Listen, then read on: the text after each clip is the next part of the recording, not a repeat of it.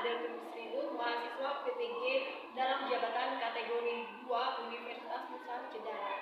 Hari ini saya akan melakukan video pembelajaran untuk UKIN dengan tema pembelajaran keberagaman suku, agama, ras, dan antar golongan di Indonesia pada kelas 7 SMP Satamana. Terima kasih.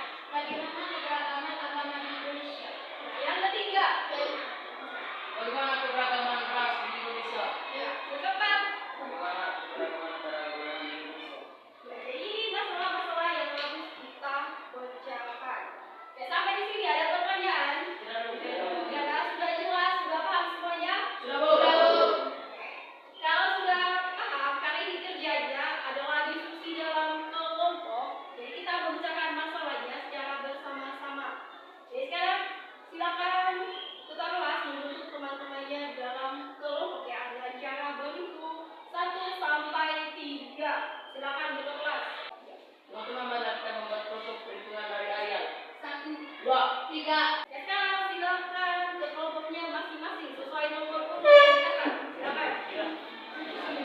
Sudah ada di kelompoknya masing-masing, sudah?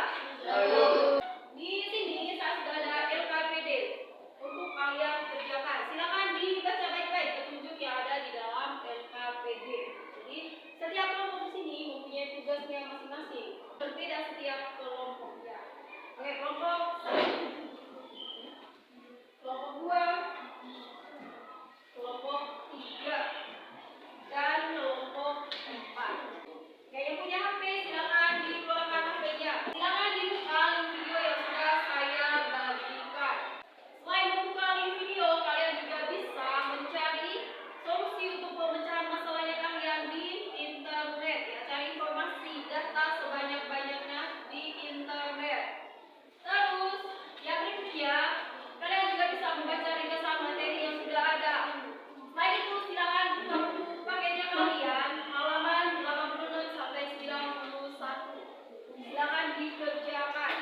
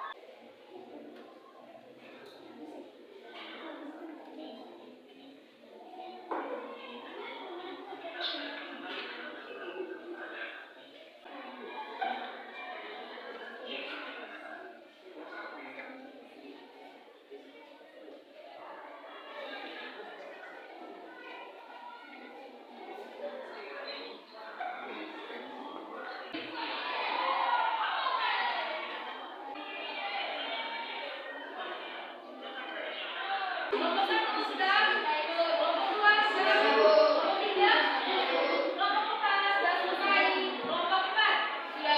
Untuk presentasi yang pertama, kita sambut dengan tepuk tangan yang meriah untuk kelompok 1. Pagi teman-teman. Selamat pagi.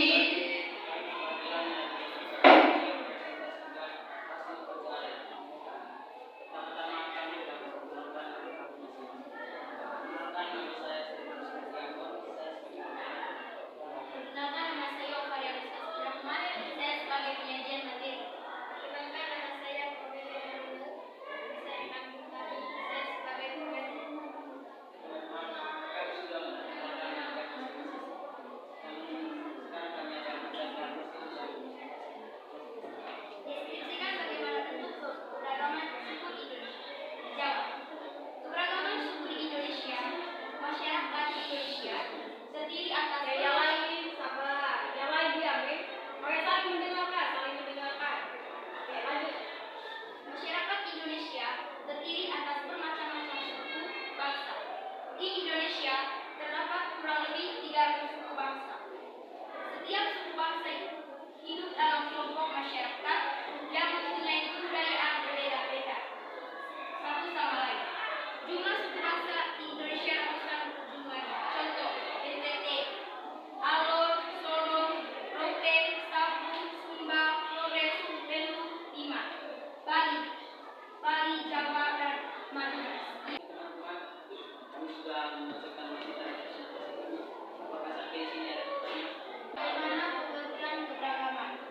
Kami akan menjawab pertanyaan yang Keberagaman adalah suatu kondisi di mana masyarakatnya memiliki banyak perbedaan, yaitu agama, ras, suku, dan budaya. Sedangkan menjaga keberagaman menjadikan keberagaman sebagai kekayaan dan bertoleransi terhadap sesama. teman-teman, demikian dari presentasi kami kembalikan.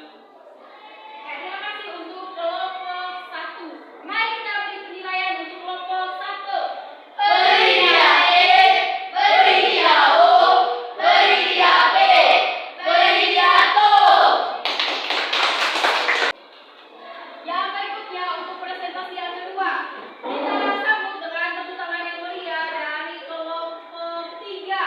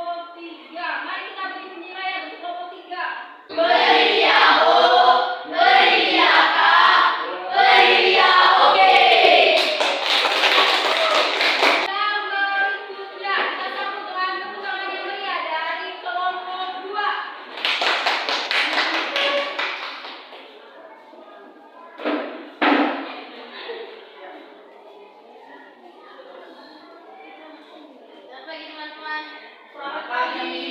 Kami dari kelompok 2 yang ingin membagikan presentasi kami. Pertama-tama kami ingin memperkenalkan nama kami masing-masing. Perkenalkan nama saya Setera Febrianto Nyoman. Saya sebagai moderator. Perkenalkan, nama saya Eka, saya sebagai penyajian materi. Perkenalkan nama saya Martin Saputra, saya sebagai penulis. Deskripsikan keberagaman agama pada tabel berikut ini. Agama yang disahkan di Indonesia. 1. Islam. Kitab suci Al-Quran. Tempat ibadah masjid. Hari besar keagamaan. Hari raya Idul Fitri. Hari raya Idul Adha. Tahun baru Hijrah. Isra. Miraj. 2. Kristen Protestan. Kitab suci Alkitab. Tempat ibadah gereja. Hari besar keagamaan. Hari Natal. Hari Jumat Agung. Hari Paskah. Kenaikan Isa Al-Masih. 3. Agama Katolik. Kitab suci Alkitab. Tempat ibadah gereja. Hari besar keagamaan. Hari Natal. Hari Jumat Agung. Hari Paskah. Kenaikan Isa Al-Masih. 4. Agama Hindu. Kitab suci Veda. Tempat ibadah pura. Hari besar keagamaan. Hari Nyepi. Hari Saraswati. Hari Pagar Besi. Yang kelima, agama Buddha.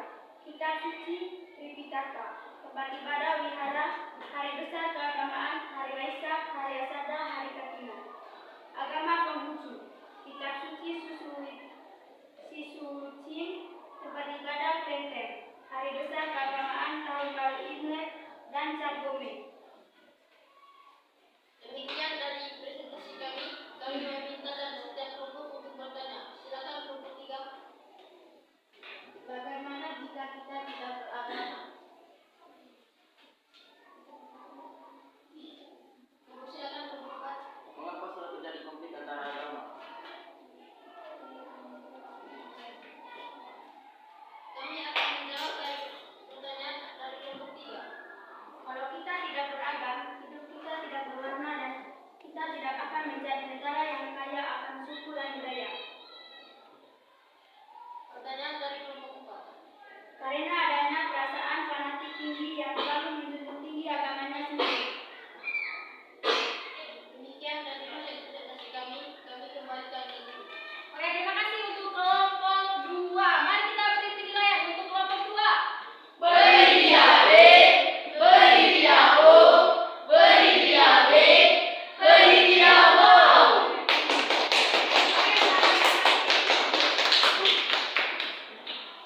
Ya, kita akan sedikit karena ini kelompok terakhir, jadi harus lebih baik, lebih bersemangat dari kelompok sebelumnya. Oke, kita sambut dengan tepuk tangan meriah untuk kelompok 4. Apa nih teman-teman? Selamat pagi. Oke teman-teman, sebelum mendiskusikan diskusi kami akan memperkenalkan nama kami masing-masing. Perkenalkan nama saya Ferdinand dari Sekolah Pagi. Perkenalkan nama saya Fira, saya sebagai penulis. Perkenalkan nama saya Miguel Hugo, saya sebagai penyiar, saya sebagai penyaji. Oke teman-teman, kami akan deskripsikan bagaimana keragaman antar golongan di Indonesia. Sejak lahir kita menjadi anggota, keluarga menjadi warga suatu RT, RW, kelurahan, desa, kecamatan, kabupaten, provinsi, dan negara. Meningkat remaja dewasa, kamu juga akan menjadi anggota berbagai macam dan jenis kelompok. Melalui menjadi kelompok teman, bagaimana organisasi sekolah, organisasi bidang sosial, ekonomi, politik, seni, dan seterusnya. Jadi jelas sekali bahwa manusia itu sangat terikat dengan kelompok dan hidup bersama dalam kelompok serta tidak mungkin lepas dari suatu kelompok. Berdiri tanpa berinteraksi dengan orang lain. Oke, apakah ada yang ingin bertanya? Bagaimana faktor utama terjadinya keberagaman? Silakan Bapak Dua. Bagaimana cara menghindari konflik karena keberagaman? Silakan, apakah ada yang ingin bertanya lagi? Oke, kami akan menjawab masih pertanyaan dari kelompok 1 dan 2. 1. Karena letak dan posisi Indonesia yang strategis, kemajuan alat transportasi, kemajuan alat komunikasi, dan penerimaan masyarakat terhadap perubahan. 2. Caranya menjadikan keberagaman sebagai kekayaan dan keindahan yang harus dijaga. Oke, sekian dari kami. Sekian dan terima kasih.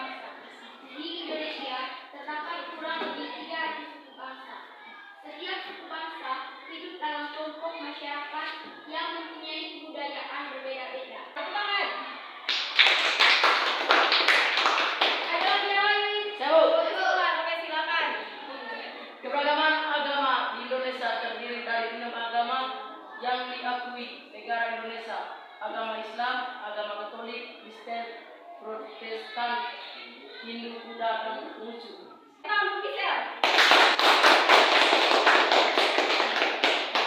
Jadi kesimpulan untuk pelajaran kita hari ini bahwa keberagaman itu adalah situasi dan kondisi dalam masyarakat. Banyak sekali perbedaan dalam masyarakat. Nah, perbedaan dalam masyarakat ini terdiri dari perbedaan dari suku, agama, ras, dan antar golongan. Ya, kita bayangkan saja ya, dari Sabang sampai Merauke, kita itu mulai dari agama, suku, budaya, dan ras itu berbeda-beda. Jadi kita memiliki kekayaan yang sangat banyak. Untuk ke dalam pemahamannya kalian, saya punya sebuah analogi. Silakan dibaca. Keberagaman di Indonesia diibaratkan seperti bunga-bunga yang beragama. Semakin banyak jenis bunga dan warna bunga ditambah maka semakin berwarna cantik dan menarik taman tersebut. Demikian juga keberagaman Indonesia, semakin banyak keberagamannya maka Indonesia semakin berwarna cantik dan menarik. Ya, itu analogi juga. Sini saya punya video. Semoga video ini nanti bisa menambah pemahamannya kalian tentang keberagaman di Indonesia.